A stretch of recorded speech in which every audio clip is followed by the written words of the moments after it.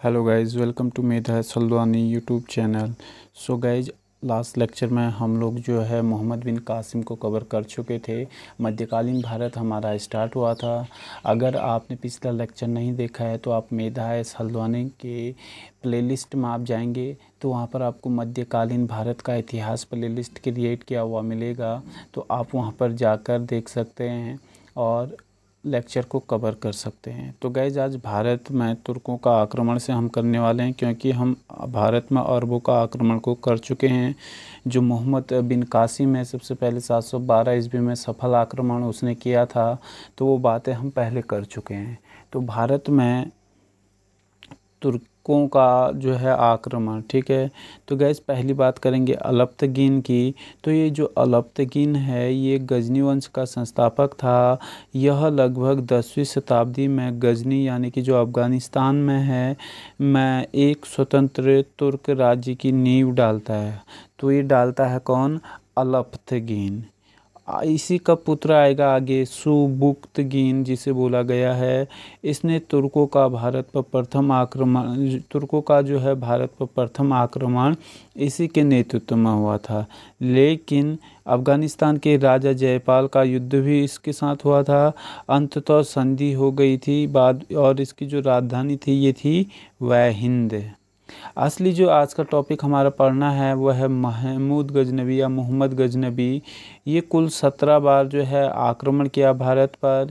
यह यामनी वंश का था, जिसका उद्देश्य था लूटपाट और धन को प्राप्त करना। सुल्तान की उपाधि धारण करने वाला प्रथम तुर्क शासक। एग्जाम में क्वेश्चन बनता है। तो गैज, ये है महमूद गजनबी या मोहम्मद गजनबी, ठीक। पॉइंट इम्पोर्टेंट है एग्ज़ाम पॉइंट ऑफ व्यू से। अच्छा, सो गाइज, अगर आप इसके हिस्ट्री के अलावा और भी सब्जेक्ट को आप पढ़ना चाहते हैं तो सारे सब्जेक्ट आपको मेधा सल्दवानी यूट्यूब चैनल की प्लेलिस्ट में मिल जाएंगे। अलग अलग सब्जेक्टों को बिल्कुल सीरियल वाइज वहां पर सेट किया गया है। आप सिर्फ प्लेलिस्ट में जाइए और वहां पर जो है सभी सब्जेक्टों को पढ़िए, ठीक है, और अपनी तैयारी कर सकते हैं। आगे बात करेंगे गाइज गजनी वर्सेस जयपाल की। तो गाइज, जो ये युद्ध हुआ है गजनी का, जो इसकी बात कर रहे हैं हम, टोटल 17 बार इसने आक्रमण किया है। तो मेन युद्धों को हम यहाँ पर कवर करेंगे। एग्जाम पॉइंट ऑफ व्यू से जितने सारे इंपॉर्टेंट है वो सब हम यहाँ पर कवर कर रहे हैं। सन 1000 ईस्वी में पंजाब और अफगान के राजा जयपाल पर आक्रमण किया इसने, जिसमें जयपाल पराजित हुआ, स्वयं आत्महत्या कर ली जयपाल ने, ठीक है ना। अगला पॉइंट है महमूद के इतिहासकारों ने जयपाल को ईश्वर का शत्रु कहा है। पॉइंट इम्पोर्टेंट है। आगे है गजनबी वर्सेस अब्दुल फतेह दाऊद। ये युद्ध हुआ सन 1005 ईस्वी में। मुल्तान पर आक्रमण करके इसने उसे भी जीत लिया। फिर गजनबी का युद्ध होगा आनंदपाल से 1008 ईस्वी में। आनंदपाल जो है जयपाल का पुत्र था। इसने ग्वालियर, कन्नौज, अजमेर, उज्जैन की संयुक्त सेना के साथ गजनबी से युद्ध लड़ा था, ठीक है, लेकिन गजनबी जीतेगा। आगे है गजनबी वर्सेस राज्यपाल। सन 1018-19 में कन्नौज का राजा राज्यपाल बिना युद्ध के भाग खड़ा हुआ। इसी कारण जो है कालिंजर, जो बुंदेलखंड का इलाका है, कि चंदेल शासक विद्याधर ने अपने मित्र संघ राजाओं की सहायता से बाद में उसकी क्या कर दी? हत्या कर दी, डरपोक शासक है करके, ठीक है ना।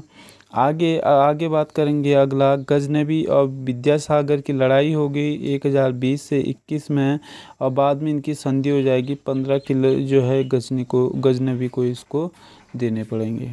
अगला है गजनबी वर्सेस सोमनाथ या भीमदेव या मूलराज प्रथम, सभी नाम इसी के हैं। तो गाइस, जब ये सोमनाथ पर आक्रमण करते हैं तो अपार संपत्ति लूटकर महमूद ने सोमनाथ में भगवान शिव के मुख्य शिवलिंग के टुकड़े टुकड़े करके ही उसे गजनी के जामा मस्जिद की सीढ़ियों पर जड़वा दिया। तो 1024-25 की ये बात है, ठीक है। आगे उपाधि की बात करें तो जो है इसने उपाधि रखी गाजी, बुत किशन या मूर्ति भंजक सुल्तान।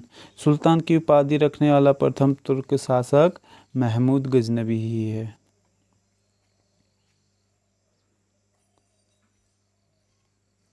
अब आगे बात करते हैं महमूद गजनबी के दरबारी विद्वानों की। तो उत्वी इतिहासकार हैं अलबरूनी। गणित, दर्शन, ज्योतिष, संस्कृत का उच्च कोटि विद्वान ही था। ठीक है। 11वीं सदी में गजनवी के साथ भारत आया और पुराणों का प्रथम बार अध्ययन इसी ने किया था, अल-बरूनी ने। ठीक है। इसकी जो रचना है किताब उल हिंद, तारीख़ हिंद इसकी किताबें हैं। आगे बात करते हैं फिरदौसी की, ये भी इम्पोर्टेंट है। इनकी जो रचना है शाहनामा, अफ़गानिस्तान का महाभारत इसे बोला गया है शाहनामा को। बैहाकी इटली का लेखक इसे ये हैं। रचना है इनकी तारीख़ है सुबुक्तगीन। आगे है फरिश्ता, इतिहासकार, बीजापुर के शासक इब्राहिम आदिल शाह के ये दरबारी कवि थे। इनकी जो रचना है तारीख़ ए फरिश्ता, गुलशन ए इब्राहिम है। तारीख़ ए फरिश्ता और गुलशन ए इब्राहिम है। ठीक है। महमूद गजनवी ने ही सबसे पहले संस्कृत मुद्रालेख के साथ साथ चांदी के सिक्के भी जारी किए थे। सिक्के के एक तरफ अरबी भाषा में लेख तो दूसरी तरफ संस्कृत भाषा में लेख लिखा था, जिसका वजन लगभग 3 ग्राम का बताया जाता है। अंततः 1030 ईस्वी में गजनी में जो है अतिसार रोग के कारण महमूद गजनवी की मृत्यु हो गई। तो 1030 में इसकी हो गई मृत्यु। लगभग इसने कितनी बार आक्रमण किया, तो 17 बार इसने आक्रमण किया था। अगला टॉपिक है मोहम्मद गौरी या मोहम्मद गौरी। इनका जो पूरा नाम है गयासुद्दीन महमूद बिन शाम। ये आएंगे 1163 ईस्वी में। इसी ने गजनी के पास गौर नामक एक स्वतंत्र रियासत की स्थापना की थी। ठीक है। ये भी इम्पोर्टेंट है एग्ज़ाम पॉइंट ऑफ व्यू से। महमूद गजनवी के बाद महमूद गौरी भी इम्पोर्टेंट है। उधर जो है मोहम्मद बिन कासिम जो है पहला टॉपिक जो हमने कवर किया था वो भी इम्पोर्टेंट है। आगे बात करते हैं सिहाउद्दीन या सिहाबुद्दीन मोहम्मद बिन शाम की। उन्हीं का भाई है। गयासुद्दीन ने जो है 1173 ईस्वी में गिज के तुर्कों को गजनी से भगा दिया और अपने भाई सिहाउद्दीन मोहम्मद बिन शाम को गद्दी में बैठा दिया। आगे है मोहम्मद गौरी या मुइजुद्दीन गौरी। इसका एकमात्र उद्देश्य रहता है गाइस साम्राज्य विस्तार करना। ठीक है। मोहम्मद गौरी ने भारत पर जो प्रथम आक्रमण किया था 1175 ईस्वी में मुल्तान पर किया और उसे विजित कर लिया। पॉइंट इम्पोर्टेंट है, याद रखना। आगे है सन 1176 में सिंध कच्छ, 1178 ईस्वी में गुजरात पर इसने आक्रमण किया। इस बार मोहम्मद गौरी ने गुजरात के राजा भीमदेव द्वितीय अर्थात मूलराज द्वितीय से युद्ध किया, किंतु भीम द्वितीय ने अपनी विधवा मां नायका देवी के नेतृत्व में आबू पर्वत के निकट गौरी को परास्त कर दिया। ठीक है। यह मोहम्मद गौरी की भारत में पहली पराजय थी। और आगे सन 1179 में पेशावर, 1181 में लाहौर और 89 में भटिंडा को बाद में इसने विजित किया। अब सबसे इम्पोर्टेंट बात जो आने वाली एग्ज़ाम पॉइंट ऑफ व्यू से एग्ज़ाम में जो पूछे गए हैं, तराइन के युद्धों से पूछा गया है। ठीक है। तो जो तराइन का प्रथम युद्ध है और तराइन का जो द्वितीय युद्ध है, ये प्रथम युद्ध हुआ था मोहम्मद गौरी वर्सेस पृथ्वीराज चौहान द्वितीय के बीच में। तो गाइस यहाँ पर पृथ्वीराज चौहान जीतते हैं और दूसरी हार होती है मोहम्मद गौरी की भारत में। लेकिन जब तराइन का दूसरा युद्ध होता है तो फिर यहाँ पर मोहम्मद गौरी और पृथ्वीराज चौहान फिर से आमने सामने होते हैं।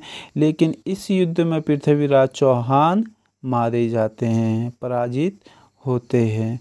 तो गैस तराइन का प्रथम युद्ध द्वितीय युद्ध किसके शासनकाल में हुआ, ये सब बातें आपको याद रखनी है, किसके बीच हुआ और कब हुआ करके। ठीक है। आगे गाइज चंदावर का युद्ध या कन्नौज का युद्ध, ये 1194 ईस्वी में होगा। मोहम्मद गौरी और जयचंद के बीच में होगा, लेकिन जयचंद यहाँ पर पराजित होंगे और गौरी यहाँ पर जीत जाएगा। अच्छा, मोहम्मद गौरी को भारत में तुर्की साम्राज्य का वास्तविक संस्थापक माना जाता है। पॉइंट इम्पोर्टेंट है। आगे है मोहम्मद गौरी के सिक्कों पर एक तरफ देवी लक्ष्मी की आकृति बनी है, तो वहीं दूसरी तरफ अरबी में कलमा लिखा है। ठीक है ना।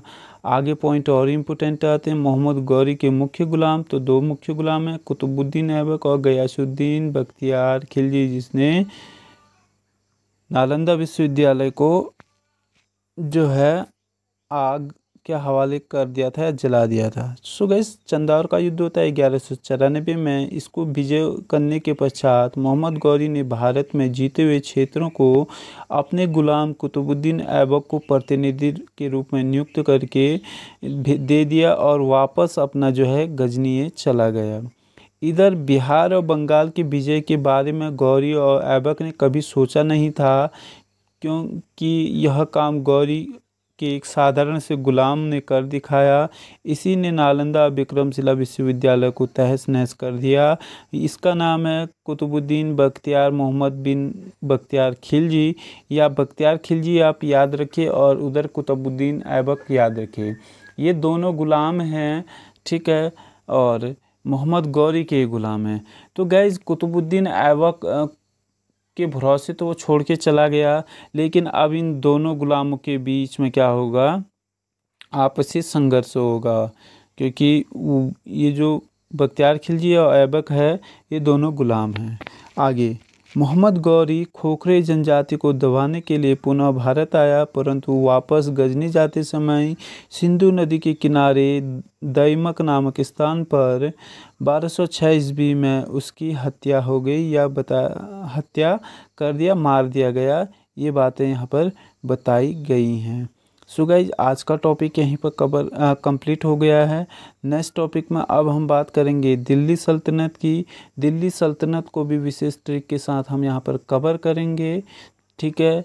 और गाइज, अगर आप सभी सब्जेक्ट को पढ़ना चाहते हैं और अच्छे से पढ़ना चाहते हैं, अच्छा स्टडी मटेरियल नोट्स चाहते हैं, तो आप मेधा एस हल्द्वानी यूट्यूब चैनल के प्लेलिस्ट में आप जाइए। वहाँ पर आपको जो प्लेलिस्ट क्रिएट किया वो मिलेगा। यूजीसी नेट का लेक्चर आपको यहाँ पर मिल जाएगा, प्राचीन भारत का इतिहास आपको यहाँ पर मिल जाएंगे, ठीक है। मध्यकालीन भारत का इतिहास भी आपको यहाँ पर देखने को मिलेगा। इसके अलावा अगर आप उत्तराखंड से बिलोंग करते हैं, उत्तराखंड के एग्ज़ामों की तैयारी कर रहे हैं, उत्तराखंड पीसीएस या यूके SSSC, तो यहाँ पर आपको उत्तराखंड का इतिहास प्लेलिस्ट मिलेगा, भूगोल का मिल जाएगा, ठीक है, हिंदी का मिल जाएगा, प्रैक्टिस सेट हिंदी का, सामान्य हिंदी का पूरा कंप्लीट लेक्चर मिलेगा।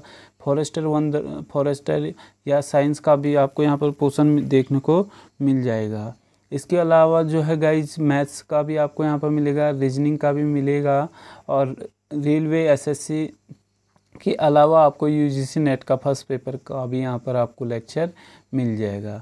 सो गाइज, नेक्स्ट लेक्चर में बात करेंगे दिल्ली सल्तनत की, जिसका टाइम पीरियड है 1206 से 1526 ईस्वी। Thank you guys.